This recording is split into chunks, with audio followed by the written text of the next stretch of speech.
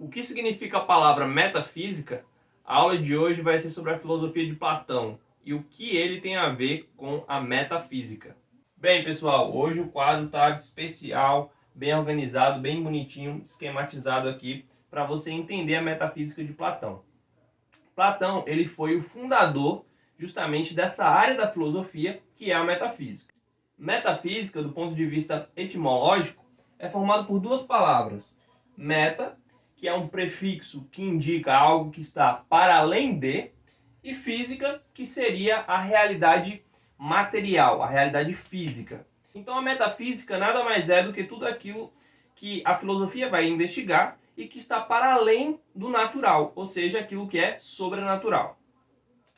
Platão ele vai iniciar essa disciplina filosófica chamada metafísica justamente fazendo uma contraposição dos filósofos físicos. Quem foram os filósofos físicos? Se você voltar alguns vídeos aqui no canal, você vai ver que já tem aula aqui no canal sobre quem foram os filósofos da natureza, também chamados de filósofos físicos. E basicamente alguns nomes são Heráclito, Anaximandro, Anaximenes, Tales de Mileto. Esses filósofos, eles queriam descrever qual era o princípio ou os princípios que formavam o mundo físico. Mas Platão, que foi aí um discípulo de Sócrates, alguém que se interessou pelas questões que Sócrates levantava, ele então vai propor um novo direcionamento para a filosofia, que é justamente a metafísica, ou seja, aqueles conceitos abstratos, aquelas ideias que não estão palpáveis, que não estão concretas no mundo físico, que nós não podemos enxergar na realidade sensível.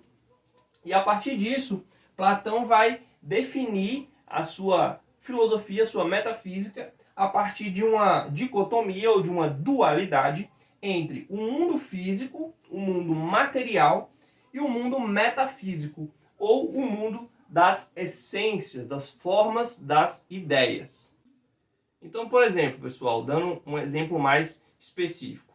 Quando a gente tem um animal belo, como o leão ou como o cavalo, a gente pode nos referir materialmente àquele animal e o animal ele vai ser uma realidade física.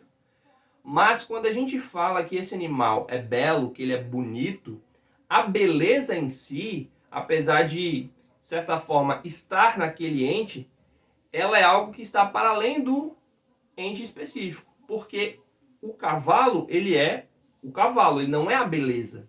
O leão, por mais belo que ele seja, ele não é em si a beleza, ele é apenas o leão.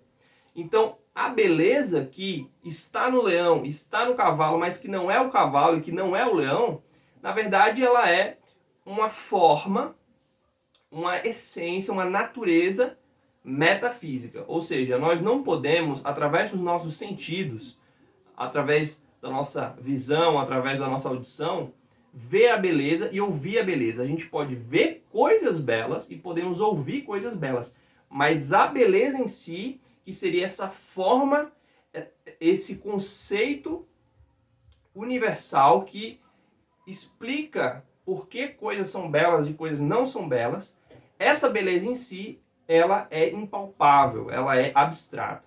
E ela estaria justamente no campo do mundo das ideias, que é esse mundo suprassensível a qual Platão vai se referir na dualidade que ele faz.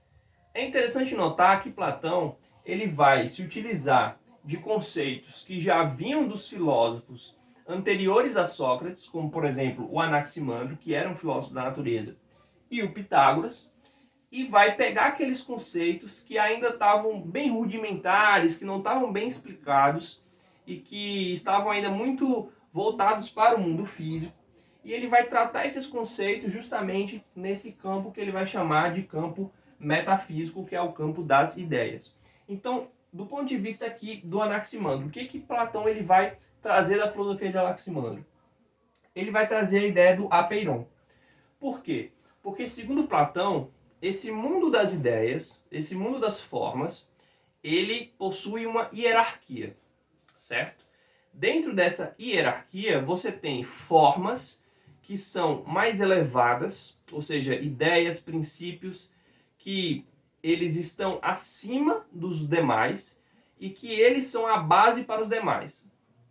Então, no mundo platônico das ideias, quais seriam os princípios primordiais, aqueles que estariam no vértice de toda a pirâmide desse mundo suprassensível? Platão vai dizer que esses princípios vão ser o uno, ele vai chamar de uno, e a díade. E é justamente quando ele fala da díade que aí a gente entra com o conceito do apeiron. Porque para Anaximandro, que foi anterior a Platão, o apeiron seria o indefinido, o indeterminado, o ilimitado, o infinito. Ou seja, a própria indeterminação, por si só, ela é uma forma. O próprio infinito, por si só, ele é um conceito. E esse conceito de infinito, esse conceito de indeterminado, vai ser o que Platão vai chamar de díade, que é o mesmo que o Anaximandro chama de apeiron. Lembrando aqui da aula passada, onde eu explicava que apeiron, do grego, significa sem limite, ou seja, ilimitado. Fazendo uma dupla aqui com o apeiron, a gente tem o uno. E o que seria o uno? O uno, segundo Platão, seria o bem, ou seja, o sumo bem. E o que seria esse sumo bem? O sumo bem seria a definição. Olha só que profunda a filosofia platônica. Ele vai dizer o seguinte, olha, nós temos o apeiron, tá? Que é o infinito, que é aquilo que não se pode definir, que é aquilo que é sem forma.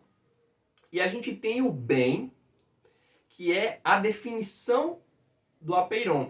É justamente esse princípio que vai se combinar com o apeiron para formar as coisas. Então, por exemplo, a beleza. A beleza ela é formada de bem e de apeiron.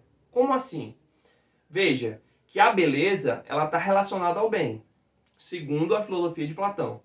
De modo que algo que é indefinido não pode ser belo. Só pode ser belo aquilo que pode ser definido como belo. Então, a beleza por si só, ela não é o bem, mas ela está subordinada ao bem, de modo que a beleza é boa, certo? A perfeição, a beleza, né, são justamente subordinadas ao bem. Elas fazem parte de uma ordem que foi definida por aquilo que é bom. Então, a ordem de todas as coisas é algo bom, certo? Então, quando a gente vê na natureza que existe uma ordem, existe uma cadeia alimentar, existe um ciclo da água, tudo isso está harmonicamente encaixado.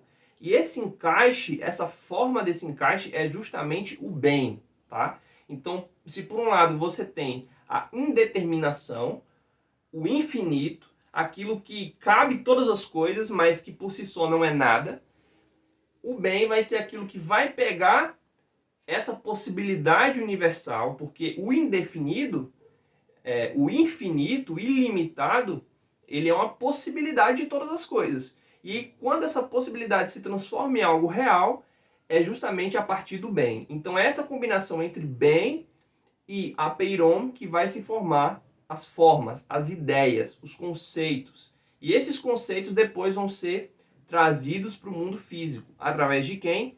Do demiurgo. Quem é o demiurgo? Segundo Platão, o demiurgo é Deus.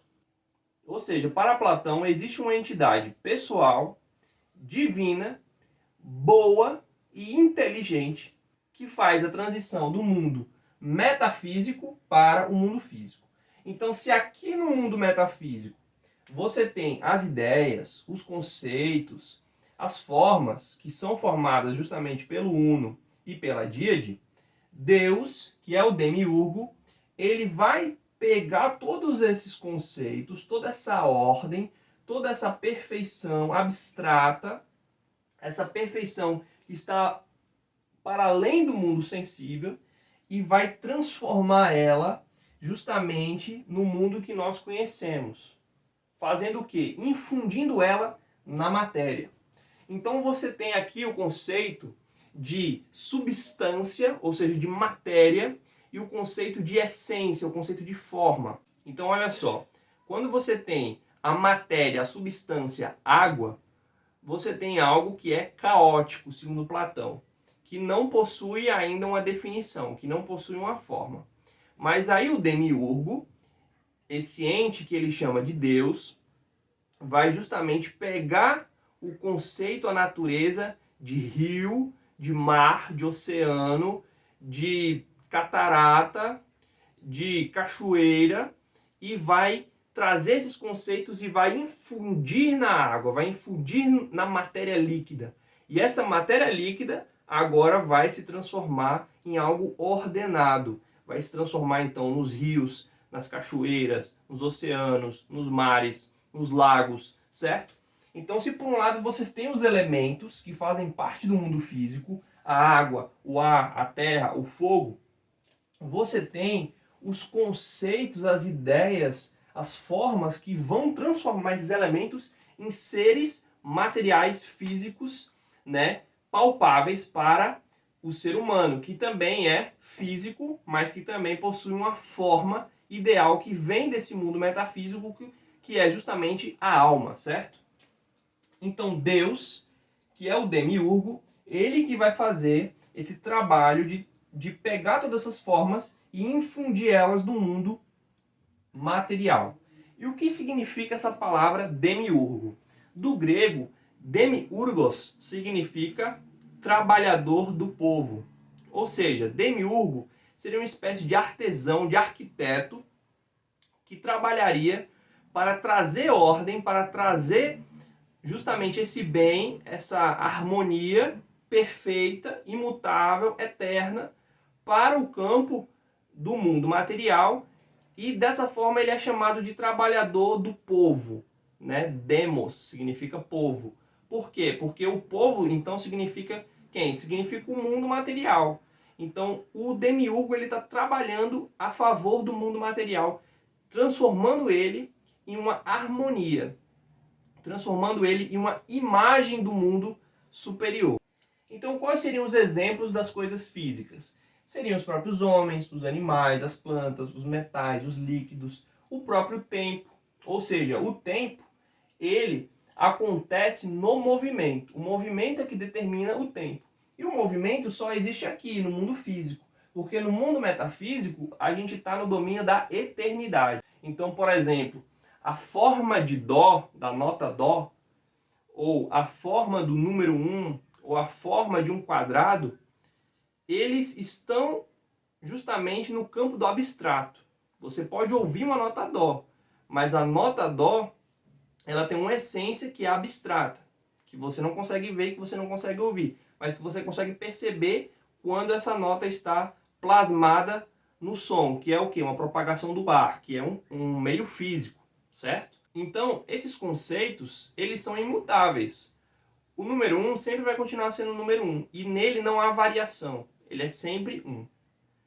O número 2 é a mesma coisa, um quadrado, um triângulo, a mesma coisa.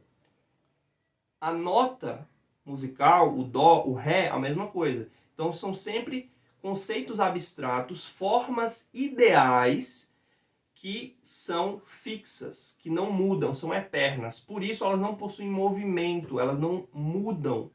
Nesse sentido, elas estão no campo da eternidade, elas não estão sujeitas ao tempo. E o tempo ele só existe aqui, no mundo físico. Então Deus seria justamente o intermediário entre o mundo da eternidade e o mundo do tempo. E outra coisa interessante da gente notar na metafísica de Platão é justamente o destaque que ele vai dar para a matemática. E isso ele vai trazer de um outro filósofo pré-socrático, né, que viveu antes de Sócrates, que foi Pitágoras. Tá? Então Pitágoras ele foi um filósofo que dizia que a matemática é o princípio de todas as coisas. Platão vai dizer que a matemática ela não é o princípio de todas as coisas porque ela está subordinada justamente ao bem e ao apeiromo, ou seja, ao uno e à díade. Mas que a matemática ela está realmente no campo do suprassensível e ela é, de fato, apenas abstrata na sua essência. E por isso a matemática ela seria uma forma de linguagem, uma forma de inteligência que Deus, ou seja, o demiurgo, vai usar para compor o mundo físico. Então, as relações de proporcionalidade entre a anatomia dos animais, do homem, justamente toda a física, a química, ela foi plasmada a partir desse conceito de matemática. Aqui, quando eu falo plasmada, é justamente a ideia de um artífice, de um artesão, que está pegando uma matéria, uma substância informe, está olhando para a forma correta, a forma perfeita, que é a matemática, que Pitágoras já falava, né? E está usando isso para compor. Então, a inteligência de Deus, ela age justamente se utilizando da geometria, da aritmética, da álgebra. Pessoal, por hoje é isso. Espero que tenha ficado claro para vocês. Qualquer dúvida, deixe nos comentários. Compartilhe esse vídeo com o máximo de pessoas que você puder e deixe o seu like se você gostou, tá bom? Um abraço e bons estudos!